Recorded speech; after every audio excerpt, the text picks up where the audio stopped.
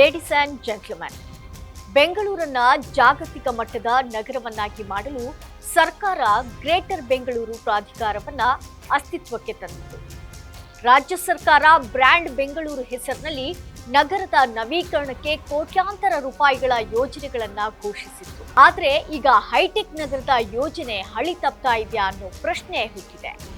ನೌಕರರಿಗೆ ಸಂಬಳ ಕೊಡೋ ವಿಷಯದಲ್ಲಿ ಹಾಗೂ ನಿವೃತ್ತ ಅಧಿಕಾರಿಗಳಿಗೆ ಪಿಂಚಣಿ ನೀಡದೇ ಇರೋದನ್ನ ನೋಡಿದಾಗ ಬಿಬಿಎಂಪಿ ದಿವಾಳಿ ಆಗಿದೆಯಾ ಅನ್ನುವಂತ ಪ್ರಶ್ನೆ ಕೂಡ ಕಾಡ್ತಾ ಇದೆ. ಎಸ್ ವೀಕ್ಷಕರೇ, ಇದೆಲ್ಲದರ ಬಗ್ಗೆ ಅಪ್ಡೇಟ್ಸ್ ಅನ್ನ ನಾನು ಕೊಡ್ತಾ ಹೋಗ್ತೀನಿ. ನೆಲ ಜಲ ಭಾಷೆಗಾಗಿ ನೋಡ್ತಾ ಇರಿ ಫೋಕಸ್ ಟಿವಿ. ನಾನು ರೂಪಲತಾ.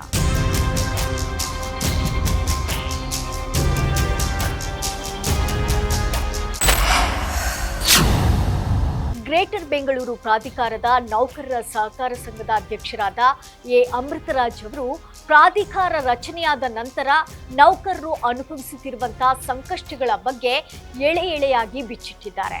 ನಿಗದಿತ ದಿನಾಂಕಕ್ಕೆ ಕೈ ಸೇರಬೇಕಾದಂತಹ ಸಂಬಳ ಈಗ ಮರೀಚಿಕೆಯಾಗಿದೆ. ಇದರಿಂದ ಸಾವಿರಾರು ನೌಕರರ ಕುಟುಂಬಗಳು ಆರ್ಥಿಕ ಸಂಕಷ್ಟಕ್ಕೆ ಸಿಲುಕಿವೆ.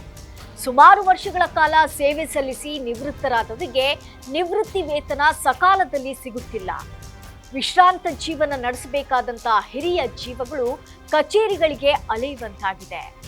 ಅಷ್ಟೇ ಅಲ್ಲದೆ ವಸತಿ ಗೃಹಗಳ ಹಂಚಿಕೆಯಲ್ಲಿಯೂ ಕೂಡ ಗೊಂದಲ ಸೃಷ್ಟಿಯಾಗಿದ್ದು ಅಧಿಕಾರಿಗಳು ಅತಂತ್ರರಾಗಿದ್ದಾರೆ.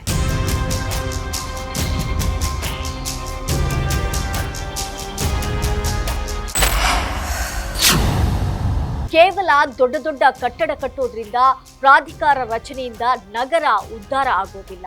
ಬದಲಾಗಿ ವ್ಯವಸ್ಥೆಯ ಬೆನ್ನೆಲುಬಾಗಿರುವಂತಹ ನೌಕರರ ಹಿತರಕ್ಷಣೆ ಕಾರ್ಯ ಮೊದಲು ನಡೀಬೇಕು. ಸರ್ಕಾರ ಬ್ರ್ಯಾಂಡ್ ಬೆಂಗಳೂರು ಹೆಸರಿನಲ್ಲಿ ನಗರದ ನವೀಕರಣಕ್ಕೆ ಕೋಟ್ಯಾಂತರ ರೂಪಾಯಿಗಳ ಯೋಜನೆಗಳನ್ನ ಘೋಷಿಸುತ್ತಿದೆ. ಆದರೆ ನಗರವನ್ನ ನಡೆಸುವ ಸಿಬ್ಬಂದಿಗೆ ಸಂಬಳ ನೀಡಲು ಹಣವಿಲ್ಲದಿದ್ರೆ ಆ ಬ್ರ್ಯಾಂಡ್ ಉಳಿಯಲು ಹೇಗೆ ಸಾಧ್ಯ? 5 ಪಾಲಿಕೆಗಳನ್ನ ಒಳಗೊಂಡ ಈ ಹೊಸ ಬೃಹತ್ ಯೋಜನೆಯಲ್ಲಿ ಹಣಕಾಸಿನ ಸಮತೋಲನ ತಪ್ಪಿದೆಯೇ ಎನ್ನುವಂತ ಪ್ರಶ್ನೆ ಈಗ ಸಾರ್ವಜನಿಕವಾಗಿ ಕೇಳಿಬರ್ತಿದೆ.